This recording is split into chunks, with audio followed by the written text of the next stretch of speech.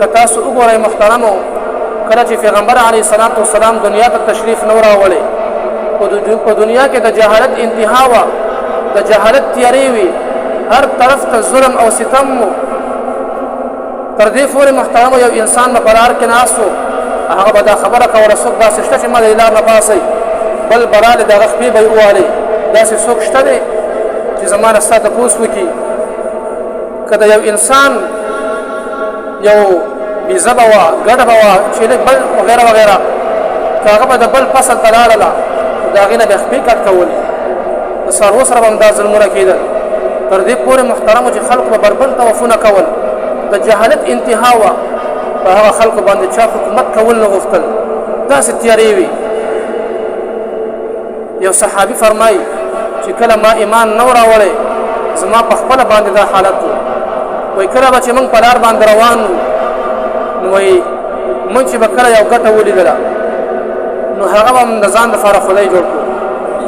وایي بیا به په لار روان وو چې د هغې نه به م ښه ګټه وموندله هغه اولنۍ به م ګزار کړه او دوی به هم چې کوم دی راواخیسته هغه هم خدای جوړ کړو او یو صحابي وایي چې زما په خپله دا حالت و چې موږ به دا چل وکړو چې د لوره به م چې کوم دی بوتان ساس کړل او د هغې عبادت به م کولو وایي کله به چې وروږي شو نو بیا به موږ هغه خپل خدایان خوړل دا د هغوی حالات محترم و د جهالت تیارې وي هر طرف ته ظلم او ستم و لیکن کله چې خوږ پیغمبر علیه الصلاة والسلام دنیا ته راغی او د قرآن او د حدیث تعلیم یې ورکړو نو هغه عرب محترم و چې هغوی ته به خلکو سپک نظر کتل سپک نظر به ورته کولو په هغوی باندې چا حکومت کول نه غوښتل په هغه خلکو کې بیا صحابه کرام پیدا شو د قرآن مجید رهنمایان پکې پیدا شو داسې خلک پکې پیدا شو محترمو چې هغوی به بیا په ټوله دنیا کې بادشاهت کولو دا ولې د قرآن کریم تعلیم راغلی او پیغمبر علیه الصلاة والسلام هغوی ته تعلیم ورکړو چې تاسو ټول ورونه شئ د یو بل لاس ونیسئ عزتمندو داسې دشمنۍ نه د کلونو نه به را روانې وي خلکو به د کلونو دشمنۍ نه کولې لیکن چې کله پیغمبر علیه الصلاة والسلام هغوی ته وویل چې تاسو ورونه شئ هغه ټولې دشمنۍ نه شاته وغورځولې او هغوی ورونه شول اوس او خزرج قبیله چې یادېږي محترمو اوس او خزرج د دوی چې کوم دی په یو چرګوړي باندې چې هغه په دې فصل ته راغلی د هغې نه چې کوم دی جګړه سټارټ شوله خبره زیاتېده تر دې پورې چې د دوو قبیلو جګړه جوړه شوله او 40 کاله په دې باندې جنګ جګړې وشولې او داسې جهالت و محترمو چې کله به یو کس وفات کېدو یو فلار به وفات کېدو هغه به زوی ته دا وصیت کولو چې زویه زه خو وفات کېږم لیکن زما د وفات نه وروستو زما دشمن به خامخا ووژني داسې د جهالت تیاره وه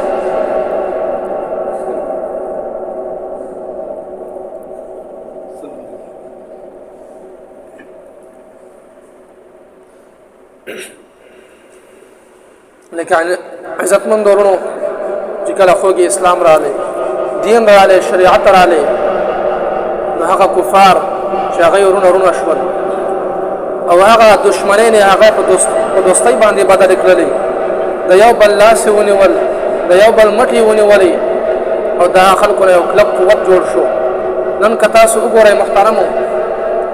دنیا کې 57 اسلامي ممالک دي او دا اسلامي ممالک د دنیا په داسې حصو باندې اوسېږي په داسې ځای باندې ژوند کوي چې یقینا د هغې ځای نه ټوله دنیا کنټرول کېږي د کافرانو چې څومره لارې دي که هغه سمندري لارې دي که هغه هوایي لارې دي او که هغه زمیني لارې دي دا ټول د مسلمانانو په ملکونو تېرې شوي دي که دا مسلمان نن وغواړي قسم په الله چې په 2 ورځو کې دا ټوله دنیا کنټرول کولی شي او که بیا د معدنیاتو په لحاظ سره وګورئ نو څومره کویله چې ده څومره تیل چې د هغه په اسلامي ممالکو کې پیدا کېږي صرف په سعودي عرب کې د دنیا 75% تیل هغه په سعودي عرب کې پیدا کېږي یعنی په هر لحاظ سره نن مسلمان هغه طاقتور دی هر قسم اسلحه ورسره موجود ده او د دنیا هر قسم وسایل ورسره موجود دي لیکن نن مسلمان که ګوري ورځ په ورځ د عزت په ځای ذلت طرف ته روان دی، د ترقۍ په ځای کمزورۍ طرف ته روان دی، او ورځ په ورځ د کافر د لاس نه ذلیله کېږي، ورځ په ورځ وهل ټکول خوري، او ورځ په ورځ چې کوم د محترمو د کافرانو غلامان کېږي. وجه څه د محترمو؟ من کې اسلامي غیرت ختم شوی دی او من بې اتفاقه شوي یو، او من کې بې اتفاقي راغلې ده. نن عزتمندو زمونږ د خوږ پیغمبر په شان کې ګستاخۍ نه کېږي، د صحابو په شان کې ګستاخۍ نه کېږي، زمونږ د خوږ قرآن مجید بې حرمتي کېږي. ورځ په ورځ موږ او تاسو نوي نوي واقعات ګورو چې هغه مخې ته راځي. دا ولې عزتمندو چې مسلمان بې اتفاقه شوی دی او زمونږ د بې اتفاقۍ نه کافران هغه غلطه پیدا اوچتوي. نو که چېرته مسلمان متحد شي یقینا چې په دنیا باندې چې کوم د حکومت راځي، خو مسلمان به متفقۍ څوک داسې ډېر ملکونه چې کوم دي هغه د مسلمان د لاس نه تللي دي. سمرقند بخارا چې نن یادېږي دا د علم مرکزونه وو، نن چې د مسلمان د لاس نه تللي دا ولې تللي؟ بې اتفاقي راغلې ده. په ملک خپل غداران پیدا شوي ځکه چې کوم دی هغه ملکونه د هغوی د لاس نه لاړل. نو عزتمند ورونو یو حدیث شریف کې راځي چې پیغمبر علیه الصلاة والسلام صحابه کرامو ته وایي چې په تاسو یو وخت داسې را روان دی چې کافران به ستاسو د ناکامولو دپاره ستاسو د وژلو دپاره یو بل ته داسې دعوت ورکوي لکه څنګه چې په دسترخوان باندې ناست کسان هغه نورو ته دعوت ورکوي. یو صحابي ورته وایي د الله رسوله آیا په دغه وخت کې به مسلمانان کم وي؟ د مسلمانانو قوت به نه وي، کمزوري به وي، کم به یې څه وجه ده؟ هغه ورته وایي نه، مسلمانان به ډېر زیات وي، د مسلمانانو لښکر به ډېر زیات وي، لیکن د مسلمانانو په زړه کې به چې کوم دی د دوه څیزونو محبت پیدا شوی وي. هغه دا حب الدنیا و کراهیت الموت، د دنیا محبت او مرګ بد ګڼل. کله چې د انسان په زړه کې دا دوه څیزونه پیدا شي بیا انسان چې کوم دی هغه ډېر مغلوبه کېږي. نن عزتمند ورونو زمونږ او ستاسو په زړونو کې د دنیا محبت ځای نیولی دی، د دنیا زیب او زینت زمونږ او ستاسو زړونو ته ننوتی دی. موږ او تاسو ته لاسو کې موبایل راکړلی، په دې کې مشغول کړلو او کافران زمونږ نه د دې مشغولتیا نه غلطه پیدا اخلي، هغوی د دې نه فایده اخلي او موږ او تاسو په دې کې مشغول کړي یو. بل چې کله انسان د مرګ نه ویریږي د دې کې بزدلي راشي، او کله چې انسان کې بزدلي راشي نو دا چې کوم دی حوصله د لاسه وبهلي، بیا دا هیڅ هم نشي کولی. نو عزتمند ورونو مطلب دا چې پیغمبر علیه الصلاة والسلام فرمایي المسلم اخو المسلم، مسلمان د مسلمان ورور دی، نه به دا په چا ظلم کوي، نه به چې کوم دی مسلمان ظلم ته پرېږدي په مسلمان څوک ظلم وکړي،